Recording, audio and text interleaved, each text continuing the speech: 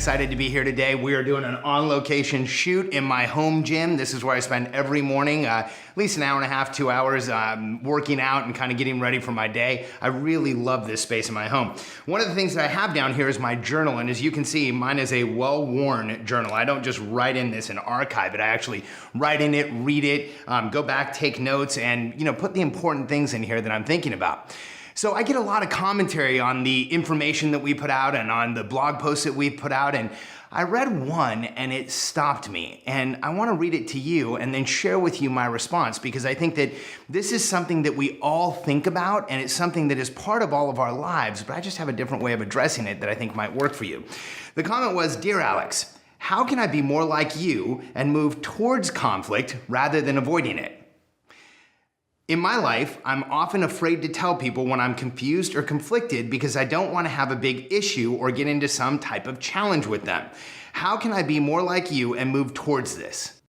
This stopped me. See, I think that it's surprising that the person who wrote it thinks that I'm someone who moves towards conflict. In fact, I think that if you talk to the people around me, I'm someone who does everything possible to avoid conflict.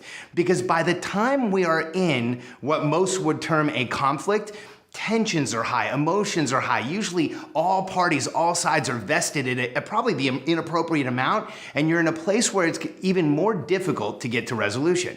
So how do you get to the point where you don't have those issues come up? You don't get to the point where you're actually in conflict, but you're still moving forward.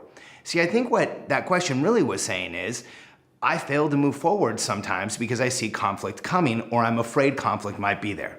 So I have a way for all of you to look at this challenge. Rather than seeing potential conflict in any type of confrontation, here's what I want you to think about. When it feels like there's going to be a confrontation, what we really should be doing is seeking clarity. See, when we go into a situation where we believe there's a misunderstanding or a disconnect, and we say, wow, this is gonna be a conflict, we're right, it will be. But when we go into a situation where there's a disconnect, and it looks like everybody's not on the same page, and we think clarity, we approach that situation differently. See, in conflict, what do? We put our guard up, we make sure we're going to win, we know what we're going to have, we become more vested, and really, that's what the other person does, because they're going to mirror and match you.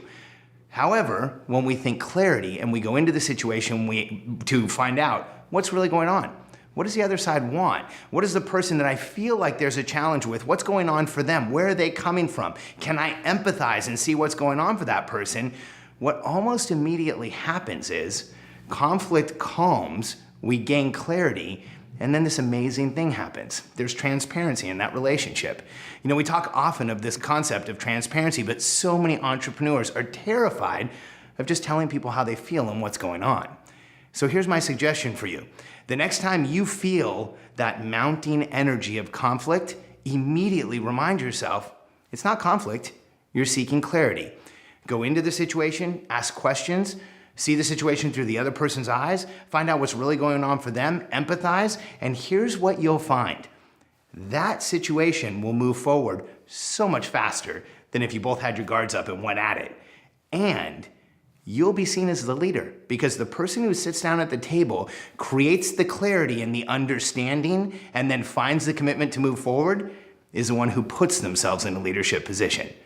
You can do this. I know you can. I look forward to seeing you here again. If you'd like to get more advice like this, go ahead and subscribe to the blog. I'd love to have you every week seeing our videos. And go ahead and leave us a comment. When was the last time you felt like you were going to be in conflict? And do you think looking for clarity may have helped?